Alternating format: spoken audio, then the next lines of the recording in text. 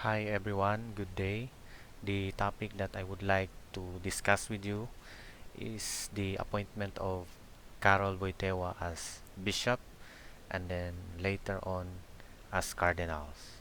So, as an introduction, let us continue exploring the life of Carol Boitewa as an ordained minister in the church. No? As a priest, he must live in the spirit of evangelical counsels of obedience. So when we speak of obedience, free surrender of one's autonomy to one's superior. So that's what it means, obedience. No?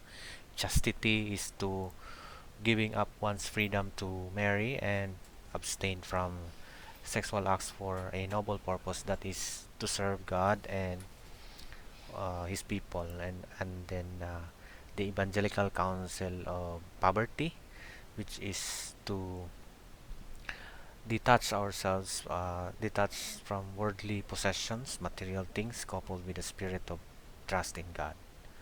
So before he was appointed as bishop, no, so just an ordinary priest, no, a simple and humble priest, no. After his first assignment as a young priest, he was transferred to the parish of Saint Florian in Krakow on March 1949. So while he was assigned in this parish, he taught ethics at Haggionian University and subsequently at the Catholic University of Lublin. So this one is another town of Poland, University of Lublin. While teaching, he gathered a group of 20 young people who became who began to call themselves Rodzinka. In other words, in English, little family. So these 20 young people became his friends, and they have this uh, activity of also going out in, and then also having this prayer, and at the same time serving in the church, no, particularly the sick. And also Carol wrote a series of articles in Krakow's Catholic newspaper, the Godnik Ponzini, no, Universal Weekly, dealing with contemporary church issues. No, so while a priest in Krakow, as I have said, he is a there are a group of students who regularly join for hiking, skiing, bicycling, camping, and kayaking, accompanied by prayer, outdoor masses, and theological discussions. So during their time, they used to go to rivers, and in their area, uh, they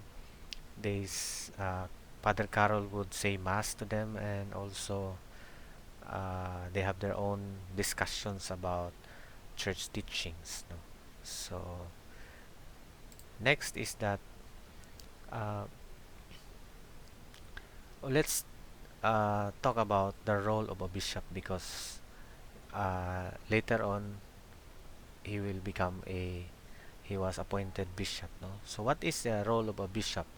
A diocesan bishop is entrusted with the care of a local church, no, or diocese. No, maybe in your if you are not familiar with the structure of the church, it's like a district, no, in a in a state's divisions, no, and then he is responsible for teaching, governing, and sanctifying the faithful of his diocese, sharing these duties with the priest and deacons who serve under him. And then only a bishop has authority to confer the sacrament of holy orders. No?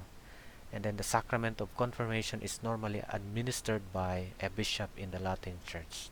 And on Holy Thursday, the Latin Catholic bishops preside over the Mass of the Chrism. So this is important, no? The Mass of the Chrism, for especially to the priest, no? A renewal of vow in the priesthood. And then only a bishop or other ordinary may grant imprimaturs for theological books, certifying that they are free from doctrinal or moral errors. No? So there are books that are maybe a source of heresy or not in line with the church teaching. It was the bishop who will approve its circulations. So The day Carroll was appointed as bishop, it was on July 4, 1958, while Carroll was on a kayaking holiday in the lakes region of northern Poland. Pope Pius XII appointed him as auxiliary bishop of Krakow. Okay, so he became a bishop at the age of 38. No, he is quite hesitant. No, he said to the Archbishop of Warsaw that I was only 38. No, I am still young. No? So that's what happened. And then, as an auxiliary bishop in 1959, so a year later, Bishop Wojtyla began an annual tradition of saying a midnight mass on Christmas Day in an open field at Nova Hota. In the area of Nova Hota, there was this open field, no? And the so-called model workers' town outside Krakow that was without a church building. So in the middle of that open field, Bishop Wojtyla would say mass, and during that time, the communist government would not allow this to happen. No, so he is he go against the the command of the government, the communist government, and because for him it is more important the religious aspect of the people more than what the state wants for the people. And then from October 1962, Butela took part in the Second Vatican Council. I think you are quite familiar of this, no? A lot of documents were made during these years, and he made contributions to two of its most historic and influential products: the Decree on Religious Freedom, in Latin Dignitatis Humanae, and the Pastoral Constitution of the Church in the Modern World, in Latin Gaudium et Spes. So that's his contributions. Now, when the Archbishop of Krakow died, he temporarily became the administrator, and then in 1964 of January 13, Pope Paul VI appointed Bishop Karol Wojtyła as Archbishop of Krakow. And then on June 26, 3 years, no, 3 years later, in 1967, June 26, 1967, Pope Paul VI created Archbishop Karol Wojtyła as Cardinal and announced his promotion to the Secret College of Cardinals. No? So Bishop Wojtyła was named Cardinal Priest of uh, the Titulus of San Cesario in Palacio. So, by the way, when you became a bishop, no, when Carol became a bishop, he was, of course, there is a customary, no, tradition in the Roman Catholic Church that a bishop should be given a territory, but since there are more bishops than functional dioceses, so they are given this title of titular see. No, what is this titular see? It's a diocese that no longer functionally exists. No, because that is customary in the Catholic Church that a bishop, when you become a bishop, you have your own diocese, but not necessarily that functional diocese if there are no available diocese that to be assigned by the bishop elect. So in the case of Carol, he was the bishop of the titular see of Ombe. Ombe is a place in Egypt that is no longer a functional diocese. So he was a titular see of Ombe, the bishop. No?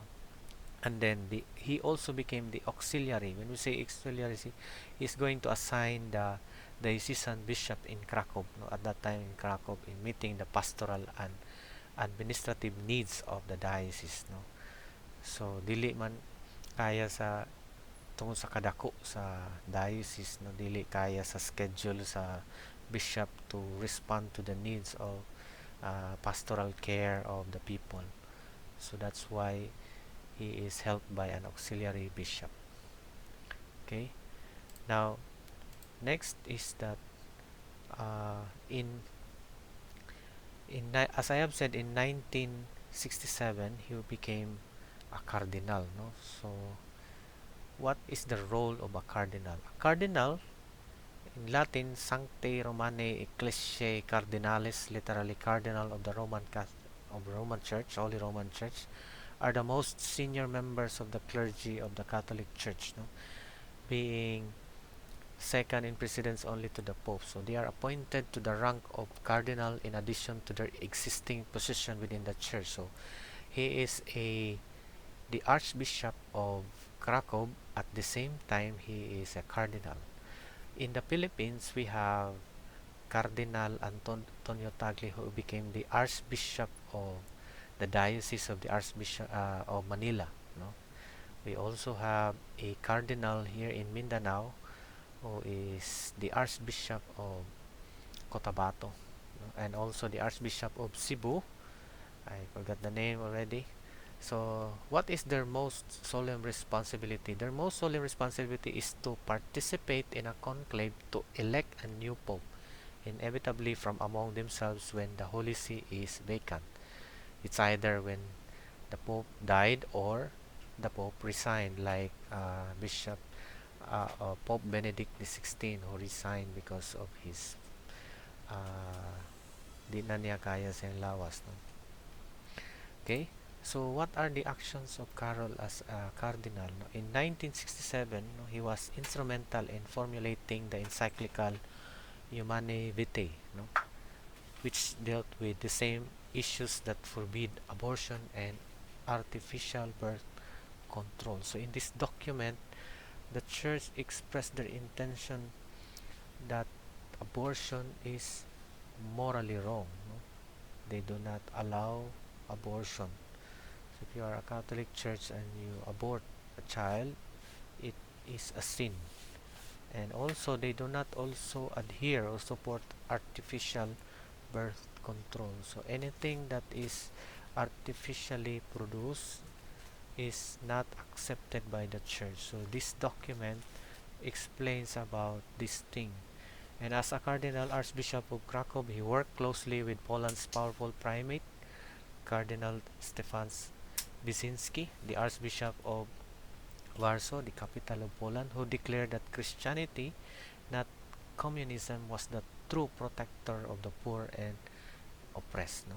So I think you are quite familiar of communism, and maybe we'll talk more about this in the succeeding discussions and our weekly discussions about communism. No? So I know that you are quite familiar with communism. Karl Marx is the proponent of this, and he said that religion is only an opium of the society. So that's why there was this conflict of interest between the religion of Christianity and what the communist government planned for the people in Poland. And then he also planted a cross in the field where the church was to stand and defy communist authorities by holding masses there. So I am referring to the place of Nova Hota, where uh, Carol really wanted to build a church, but the government do not want it to happen. Okay, but luckily in 1977, the the the desire of the cardinal was approved by the government. Okay, so as a reflection, for our reflection, so real service is not expecting something in return, as Carol did in serving the church. No? We will all strive to live an exemplary life because it is already an act of evangelizing, as Carol Wojtyła did in the church. In this way, we become an inspiration to others. No? So that's all for my discussion about this topic. If you have questions or clarifications, feel free to message me. Thank you for listening.